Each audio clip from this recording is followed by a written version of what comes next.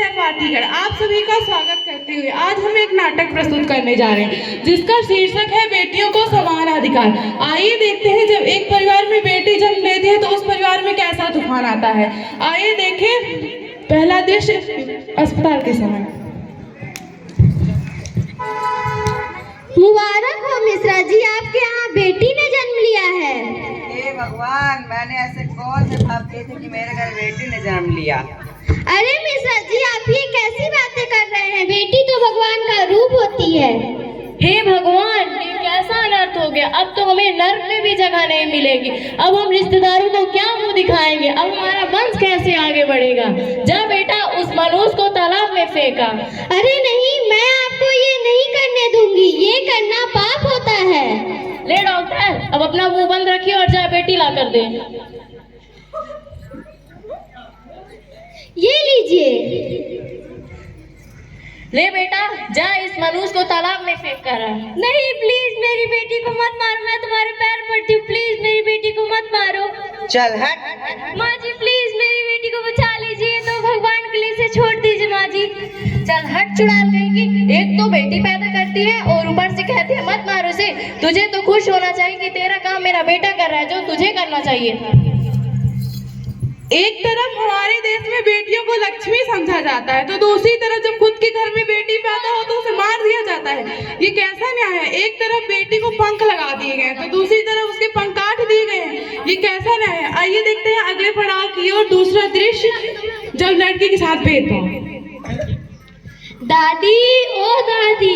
क्या हुआ बेटा? मुझे 1000 रुपए चाहिए। पर किस लिए मुन्ना?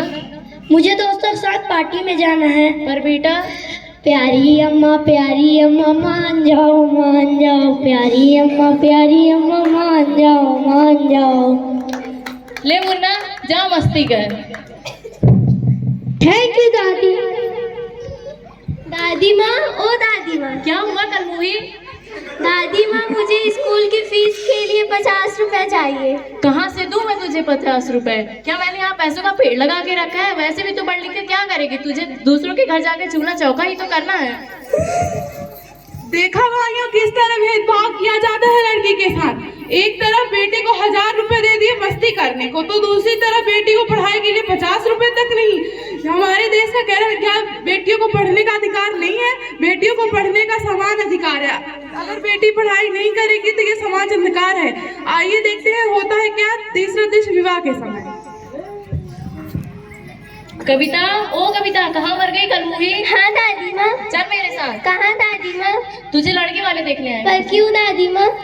तेरी शादी कर तुझे यहाँ से भगाना है। दादी माँ, अभी मुझे शादी नहीं करनी, अभी मुझे पढ़ाई करनी है। छोड़ दो दादी माँ। चल चल चल चल हट, कल मूवी कहेगी पढ़ लिख कर क्या करेगी? चल छोड़ दो दादी माँ। अरे रुकिए, मैं आपको ये नहीं करने दूंगी। ये करना पाप होता है। इतनी छोटी सी उम्र में आप इसकी शादी कैसे कर सकते हैं? और ये पढ़ने में भी बहुत होशियार है। मेरे पास इसको पढ़ाने के कोई पैसे नहीं हैं।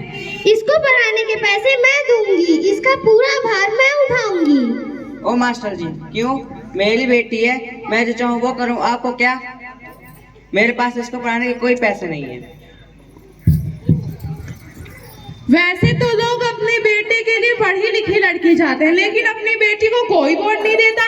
अस्पताल में लेडी डॉक्टर से अपनी पत्नी का इलाज कराना चाहते हैं लेकिन अपनी बेटी को पढ़ाने लिखाने के बाद डॉक्टर बनते नहीं देखना चाहते। हाँ, ये कैसा रिवाज है? आइए देखते हैं। मैं जाते जाते बेटी के लिए 2 शब्द कहना चाहती हूँ। भाई की लाडली है और है हर फिक्र से अंजाम।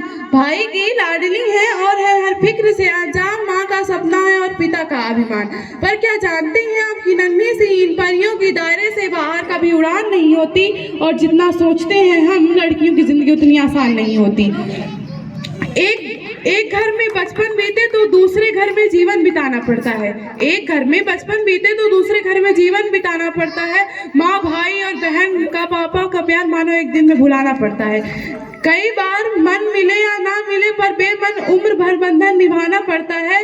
किसी एक शख्स के खातिर ये अपनी पूरी जिंदगी बदल लेती हैं फिर भी अपनी उम्र से कोई अलग पहचान नहीं होती और जितना सोचते हैं हम लड़कियों की जिंदगी उतनी आसान नहीं होती। बात बात पर आंखें इनकी